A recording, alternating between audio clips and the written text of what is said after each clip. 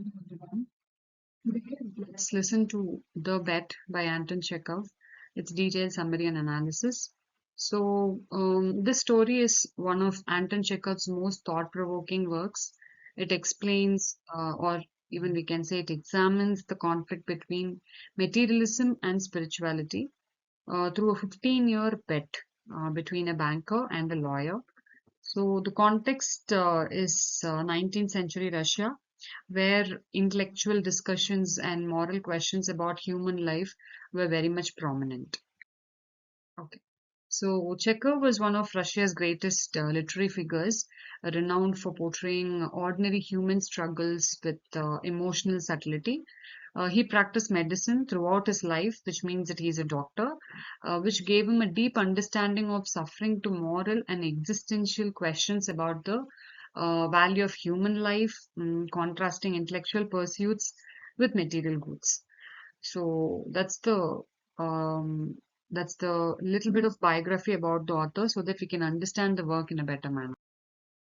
And the story begins during a lively debate that happens at a social gathering, typical of the intellectual saloons of Chekhov's time. The confinement in the banker's lodge becomes both a kind of literal and symbolic setting, representing the isolation, introspection, and the human struggle for meaning. So the contrast between the luxury of the banker's world and the mere simplicity of the lawyer's cell underlines the spiritual transformation at the heart of the story. Okay, so here there is two different setting, two different characters, which like everything symbolizes towards the theme of the story. The banker represents greed, ego, and the corrupting power of wealth. His decision to make the bet arises from arrogance, and he disbelieves in spiritual endurance. So the lawyer, on the other hand, he begins as ambitious and very naive, but evolves into a man of wisdom and self-denial. So Chekhov uses these just two characters as a symbol of the eternal conflict between the material wealth and the intellectual enlightenment. And the structure of the story follows a moral arc from pride to realization. How initially both characters act from vanity, the banker from arrogance, and the lawyer from ambition. Through isolation, the lawyer's journey transforms him from worldly to spiritual understanding, because he isolates himself for 15 years and he reads and he introspects a lot. Chekhov's climax, when the banker finds the lawyer's renunciation letter, like even after spending so many years in isolation, he doesn't want to take up the reward. This reveals the ultimate irony. The true winner is the one who rejects all the material benefits or the wealth. And Chekhov details the gradual intellectual and spiritual growth of the lawyer through these lines. So we need to read between the lines to understand how the journey travels from seeking entertainment to mastering languages and delving into theology. The lawyer's reading, no specific reading, it reflects his evolving search for meaning. Especially by the 15th year, he has learned to despise all his material life and embrace the higher truth, that is spirituality. And this transformation contrasts sharply with the banker's moral decline, because he decides to kill lawyer instead of giving him the money, so making the lawyer's journey one of enlightenment and self-discovery. And regarding the climax, it's a moment of moral revelation. The banker's intent to murder the lawyer is exposed, and his complete moral bankruptcy. However, upon discovering this letter, he realizes his spiritual defeat as well.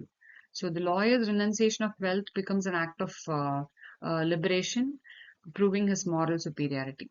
So now Chekhov ends the story not with a tragedy, but with a quiet irony. Both men are alive, but only one is truly free and truly living. And as we all know, it's the lawyer. So Chekhov contrasts two philosophies here, the banker's materialism and the lawyer's idealism. Isolation serves as a metaphor for self-discovery, like introspection. The story critiques the greed, suggesting that knowledge and spiritual awareness provide deeper satisfaction than the wealth. And ultimately, the bet questions what makes life meaningful and whether the human progress is defined by possessions or by understanding. So, especially in this modern world where people are running after brands and endorsing the brands, it's high time we discussed this during the classes, especially with the students who are the future pillars of India. So let's look into the symbols and motives. Here, every symbol in the story contributes to the moral depth of the story. The bet, the title, and the story itself is an experiment in human endurance and pride. The cell, that is the symbol again, the confinement or the confining area, it becomes a sanctuary of learning. Books act as a kind of tool or instrument of intellectual rebirth, and the final letter given by the lawyer, it symbolizes the ultimate liberation from the worldly attachments. So, through these motives, Chekhov communicates that true wisdom arises from renunciation, not by accumulation of wealth. Style and literary devices, we must talk about Chekhov's realism uh, in making us understand the very powerful messages. He avoids moral preaching and instead he uses irony to reveal character transformation. The story's simplicity conceals the very complex psychological shift of the characters. It kind of foreshadows the tension that is built, the hints of greed and vanity that we can easily predict, especially the banker's downfall. Chekhov's concise, objective style invites readers to interpret the moral lesson themselves, again reiterating his belief on human introspection.